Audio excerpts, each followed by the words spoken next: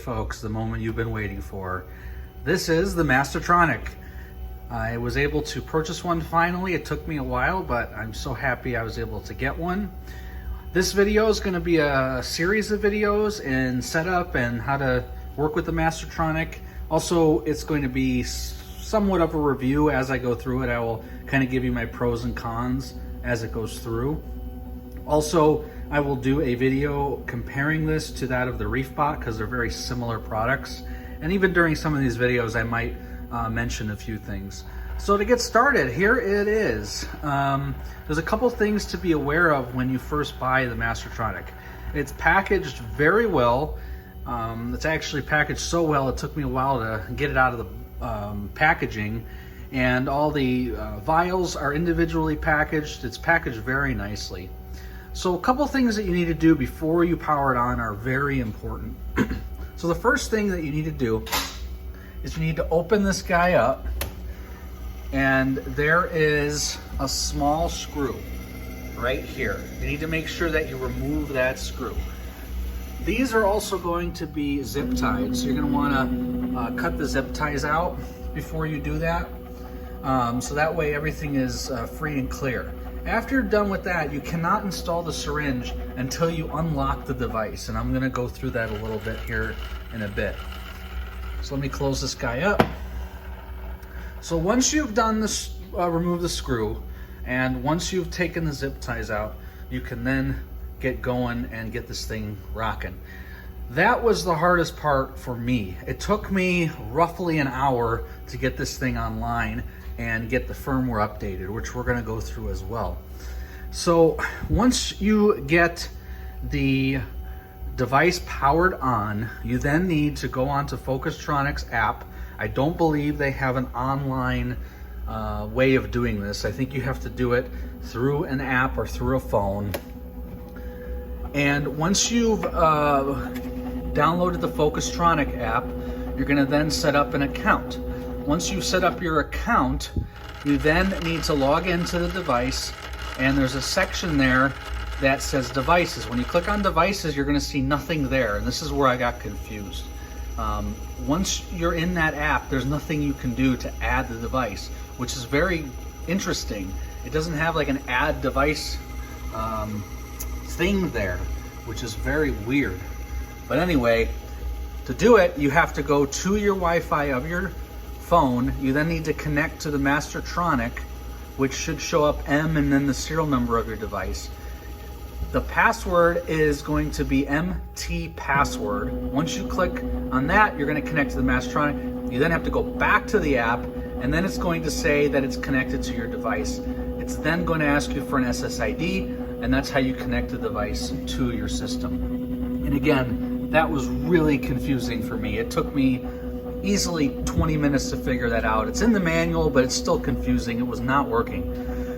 Once I got that all set up, I then noticed that there was a lot of features that weren't working. And the reason it wasn't working is because I needed to update the firmware.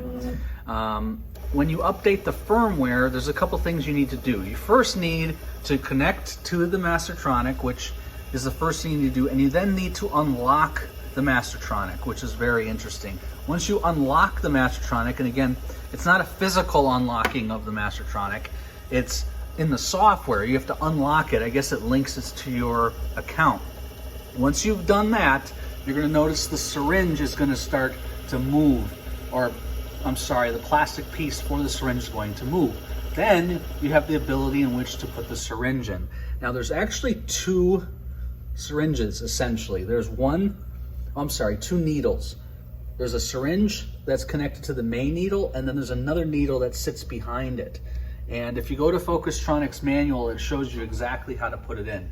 And then it sticks right into these slots very nicely. Way different than the Reef bot. It sticks in real nice and easily, and you don't have to worry about it coming out. It's really well done there. Once that's done, you're ready to go and get the guy calibrated.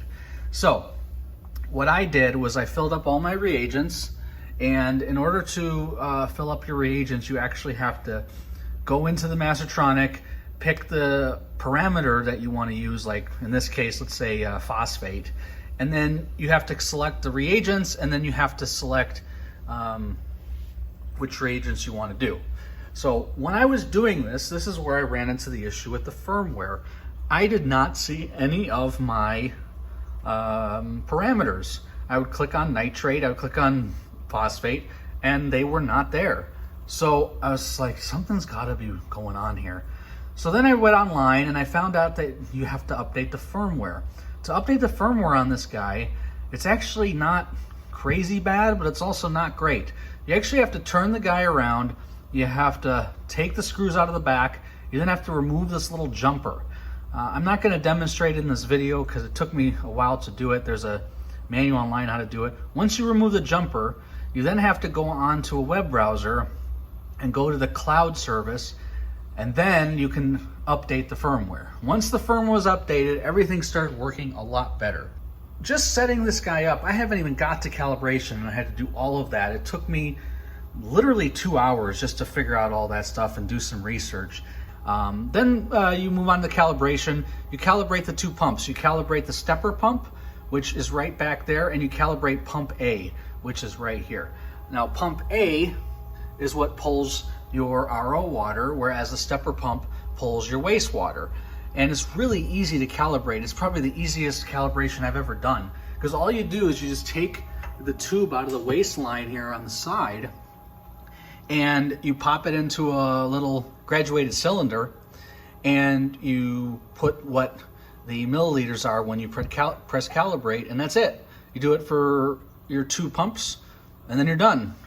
That's how easy it is to calibrate the pumps.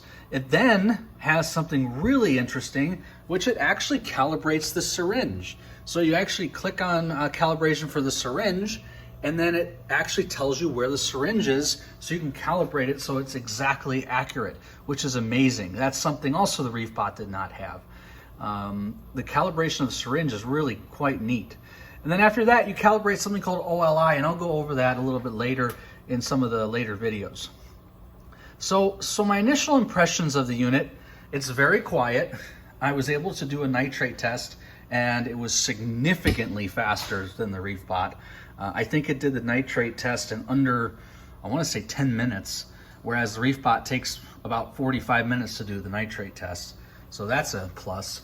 One thing I really don't like about this is the door. The door has been driving me crazy. Now, again, in my situation, the door comes open from the left. So if I had this guy sitting, on the left side somewhere over here, then it might not be an issue. But you can see where I wish this door can just open more. It only opens to about this much. So you really have to squeeze in here. Even if you had this in a cabinet, I think it would be difficult to get to the syringe, be difficult to get to the vials. I wish they had this door open 180. That would be a lot better, I think, or give you the option to move the door to the other side. I can see where that would be difficult because they have the ribbon for the LCD in the front here. You can see I did one of my nitrate tests right here. So the door is really the only thing that's been kind of driving me batty, because I've had to go in and out to put everything in. So that's the only gripe I've had about it. In terms of its size, you can see it's actually not that big. I really thought it was going to be a lot larger than it really is. It's quite small in comparison to the Reef bot. The Reef bot is just gigantic. It is a little taller than the Reef bot, but its depth and width is about half the depth and width of a Reef bot. So it fits really nice on my cabinet here.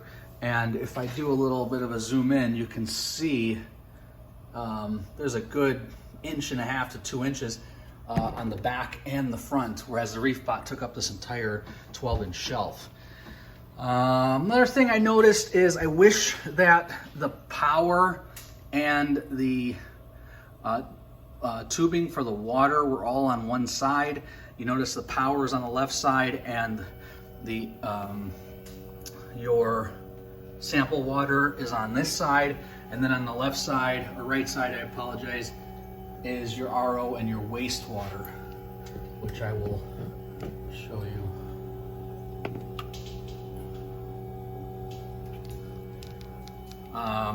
So, you know, with the Reef bot, everything was kind of on one side. One thing also, the one-up of the Reef bot is it can be hooked up via Ethernet.